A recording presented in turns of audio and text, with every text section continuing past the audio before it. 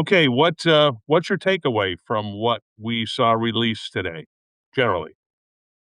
I think it's a big day. I mean, President Trump, got to give him credit for this. He said he was going to do it, and he did it. And I imagine there are a lot of federal folks, Department of War, FBI, the other agencies that are involved, who really had to scramble in the last 2 months to go through the file drawers and cabinets and see what they had and put together a release. They had to vet the material. They had to make sure that some of it was not going to be a danger to national security if it's released.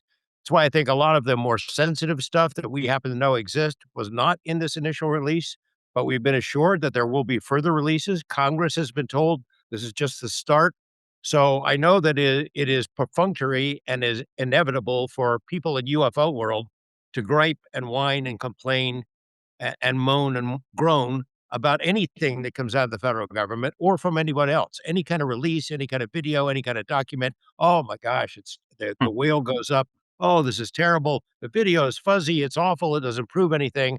That's mandatory. If you don't do that, you get stripped of your UFO researcher card, membership card, I think. So that started a week ago, and it's been building to a crescendo in the days ahead. And last night, it was all over every social media platform. And there it is again today. Inevitable, certainly predictable that they're going to be griping about what was released. I see it differently. I think it's important that they kept their promise, and B, you release this stuff under the umbrella of the federal government, an official release. It has sort of a stamp of approval on it, like a good housekeeping seal or something. When it comes from the federal government, they're saying they're not making claims. This proves there are aliens. It's not proof of extraterrestrials. It's just proof of unknowns that have been sitting there in the files that may or may not have been addressed or investigated, but it's real and they're sharing it with the public. I think it's great.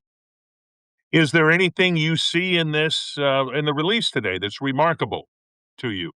Well, a couple of things jump out. For example, at least two of the videos that were in this batch are things that we have released ourselves and have reported on. One was this thing that looks like a chandelier. Jeremy and Corbell and I released a freeze frame of that back in January of 2024 and took all kinds of grief from people who said this is just a lens flare or something like that. Well, now you see there's a video. We had reported it was a video, and the analysis done by our government, by our military, said we don't know what this is. So I was glad to see that now the video has been made public.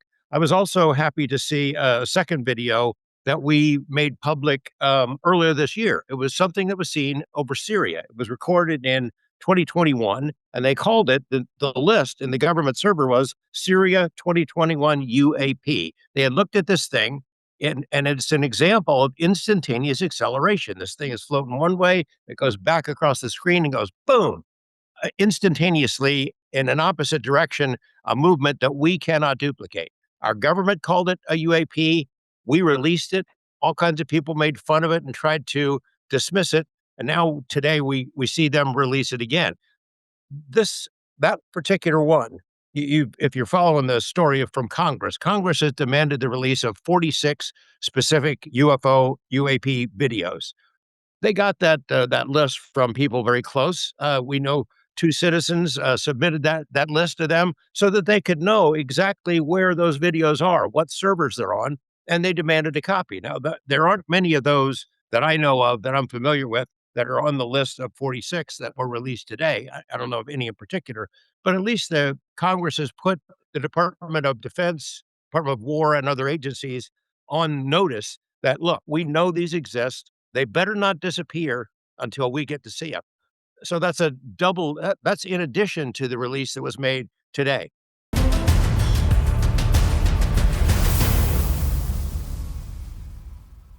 I'm sure that there are a lot of people in the national intelligence apparatus that are not happy about this, that didn't want this released, that they've sat on this stuff, stashed it away in government classified servers, and did not have a plan to ever release it. And now Congress knows about those videos and is demanding a copy of them. And at the same time, this Trump initiative with Hegseth and the FBI and others, they've been forced or ordered to release this stuff. And we are told that more is coming. More is better. And when it comes from the government, under orders from the president, it carries a certain amount of credibility, more than just me filing a FOIA and getting a release. I'll say this about the document. So I'm just starting to read them. It's a lot of material. Some of the stuff I have seen before. In particular, there's something called the Twining memo.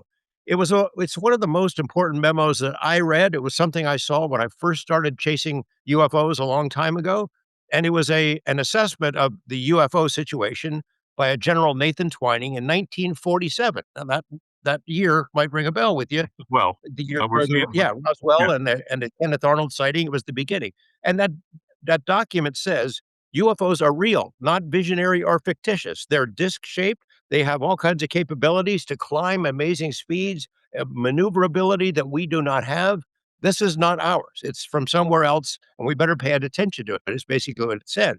Which confirmed for me when I was starting to investigate this, hey, they know behind the scenes that this is real. It's not us. We're not flying some secret machines. Same kind of arguments that are made today.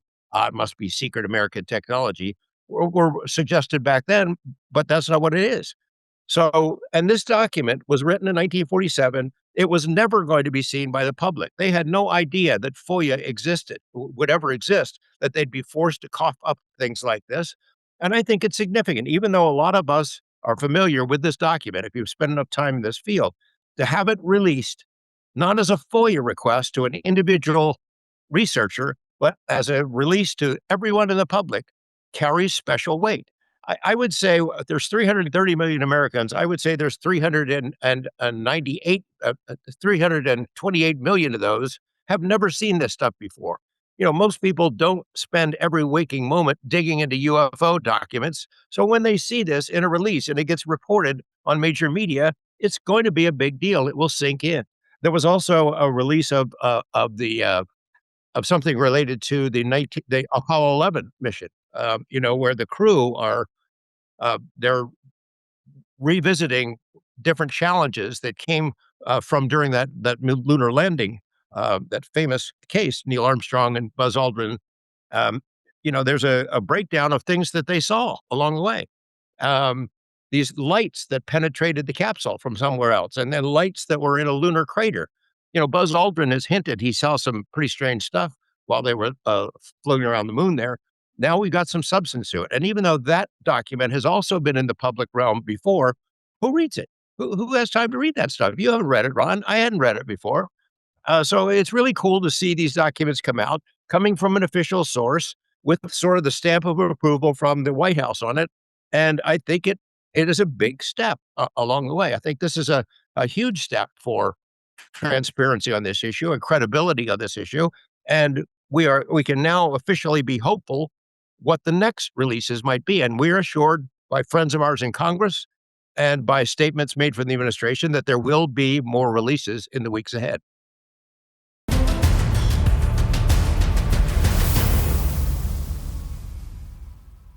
The conversations between the astronauts, I believe Apollo 17, were sort of interesting of seeing, like fireworks, like flashes in the sky to the tune of Yeah. fi oh, what that's the best how they could describe, uh, Yeah. and that conversation fascinating with the people on the ground. This is what we're seeing. Yeah, and, one of those 2 guys in that conversation he was a doctor, a geologist, had a doctorate. His name is Harrison Schmidt. He was a member of the NIDS Science Advisory Board. He was part of the board that Bob Bigelow put together. He was the last man to be on the moon, and he was on this NIDS board and had an interest in UFOs many years after that lunar, experience that he had. There's also a tape that I was listening to, Ron. You gotta check this out. You might wanna pull a clip for our Mystery Wire viewers there from Gemini 7.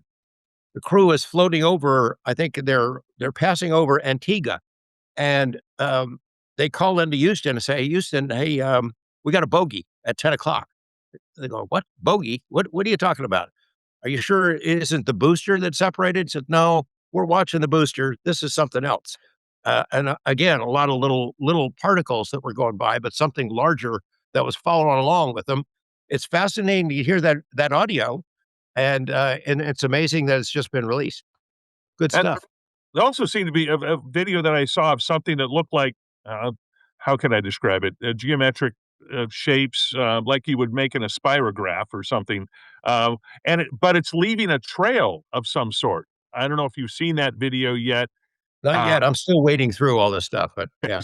okay, but it was interesting to me because it was leaving a trail because you don't see typically a trail being following something or behind trailing something, um, which was interesting. But overall, what do you anticipate from here going forward? With you know there's more stuff out there. You've seen that stuff. What do you anticipate going forward? I think Congress will get its request that those 46 videos will eventually be released either through this process or a separate process. Either way, that's a good thing. There are some really compelling images in those 46 videos. I'm not saying I've seen all of them, but I am familiar with a lot of what that content is. I wouldn't say that any one of the ones that I've seen would constitute a smoking gun. And people, again, when they see them, they're going to gripe. But the fact is, those videos are most often recorded at night, blackness. They're recorded on thermal image systems, not IMAX cameras, but thermal image systems. So people will complain, "Oh, that's dark and grainy." Yeah, well, it's not a movie camera. It's a thermal system and a sensor that's tracking things that could be of national security interest. And then lastly, a lot of these images are fuzzy by nature. The people who are physicists, way smarter than I am, who look at these things, thinks it's a result of the propulsion system, like the Tic Tac, like the gimbal, that whatever is the propulsion system generates some sort of an aura around these things that makes them kind of fuzzy. So, of course, UFO people love to complain. This gives them a built in excuse to complain, but it doesn't mean there's not legitimate images. And yes, there are some that are clearer than the ones that we've seen before. And I hope they'll be coming out um, because there's some good stuff in there. We know where a lot of it is. Some of it is stashed even deeper. I suspect that maybe the best case scenario down the road is they will go ahead and admit, maybe in a speech from the White House, that there have been crashes, that we've recovered specific materials, crash materials, and bodies. David Grush has gone on the record under oath in front of Congress and said exactly that. He said it in other interviews as well. I have talked to people who I know really well for a lot of years who say it's true that we've got this stuff. The problem is, I don't think anybody knows the answers for sure. I don't think anybody in our government or outside of it can say for sure where these things are, how long they've been here, what their intentions are. You know, ultra terrestrial, extraterrestrial, interdimensional, time travelers. What are they? Take your pick. I don't think anybody knows for sure. So it kind of puts the president in a bind if he wants to make an announcement because he can't answer the biggest questions of all. We just know this stuff is real. We have images of it. There are documents and reports and investigations that have been underway for a long time. We know we can't quite figure it out. We're trying to reverse engineer the technology in places like, I don't know if it's at Area 51 anymore, but it's probably been moved somewhere else. But that stuff is real. And like I said, when we started this conversation, this is a banner day for this topic. It's a historic day, I would think, and there is more to come. It's pretty exciting.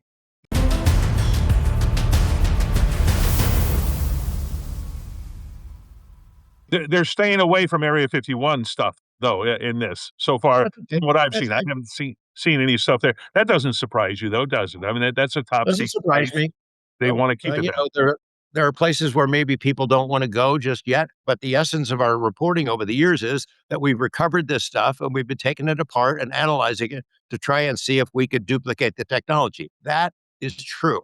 Whether it's at Area 51 anymore or not, I doubt it because there's too many people out there looking for it, including investigators from Congress. So they can leave Area 51 out of it altogether. But that reporting long ago is proving to be amazingly prescient in that it's true. The stuff that was going on back then that we reported in '89, it was true.